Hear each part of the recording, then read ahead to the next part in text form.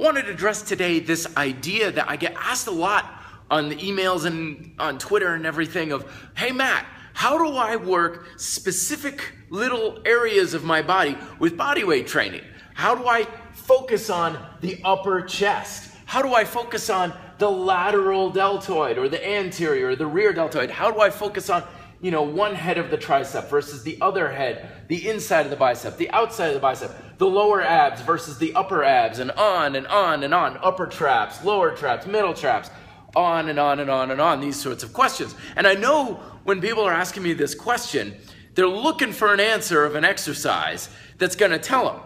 But here's my answer to all of these sorts of things. Get rid of that mentality entirely. Whole thing. People look at body weight training and they're like, yeah, but you can't really be like the bodybuilder, like the surgeon with the scalpel, and focus on the front of the deltoid versus the lateral deltoid, the inside of the bicep, the outside of the bicep.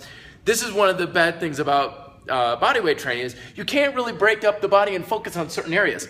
No. That's a good thing. It's a very, very good thing because what it's doing is this whole glass half empty, half full thing. So think of it like this. You've got, say, your chest or your deltoids or your calves or whatever like that. And what the bodybuilding mentality has done over the years is it's created machines, it's created tools and techniques so that you can essentially take the muscle and focus certain areas at a time.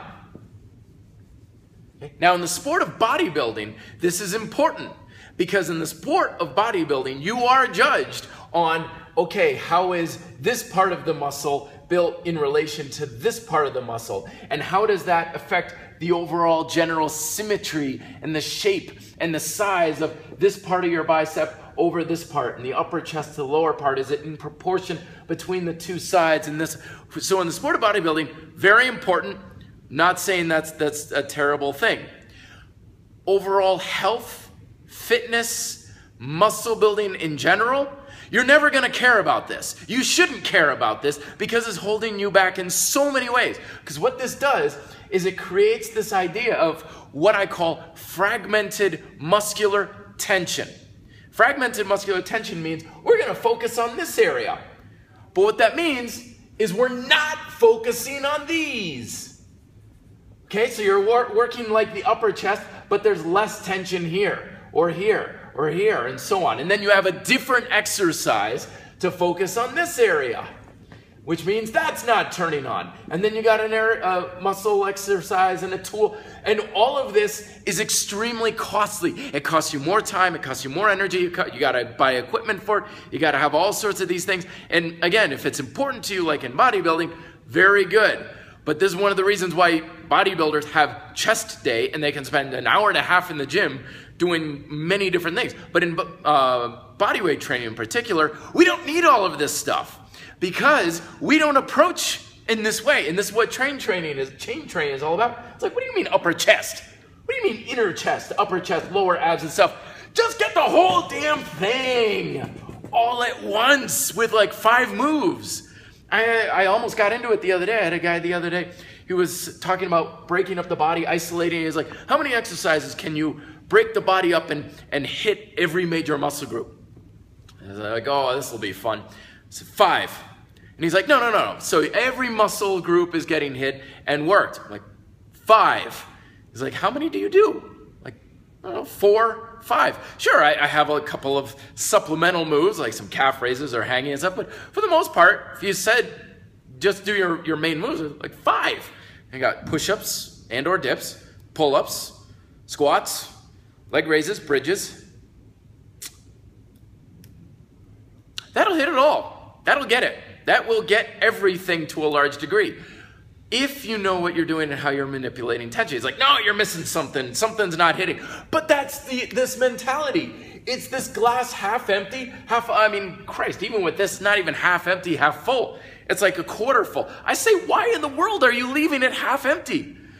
So here's my advice. When you're thinking to yourself, okay, how do I hit the upper chest? How do I hit the lateral deltoid and stuff? With the compound movements, tension is not controlled by an exercise. If you're like, why isn't my upper chest working on? That's up here. That's not some hand angle or anything like that. That's this. I mean, tense your upper chest right now. See, I don't need an exercise to do it. I don't need a hand position or anything to make my chest work. And I'm talking the entire chest. So if you can control it without the exercise, you should damn well be able to control it within. And that's what chain training is about. It's a skill, granted. You're not going to probably get it right off the bat.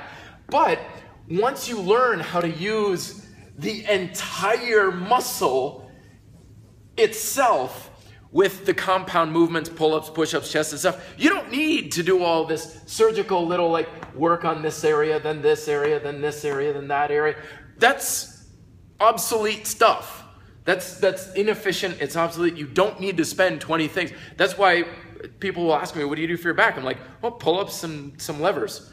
That's it. That's all you need. Because when you got everything working in one huge carpet bombing session of tension, nothing's left out, and that's all you really need. So if you have more questions, check out the chain training PDF I have down below, and give me questions down below if you have more comments on this. Be fit, live free.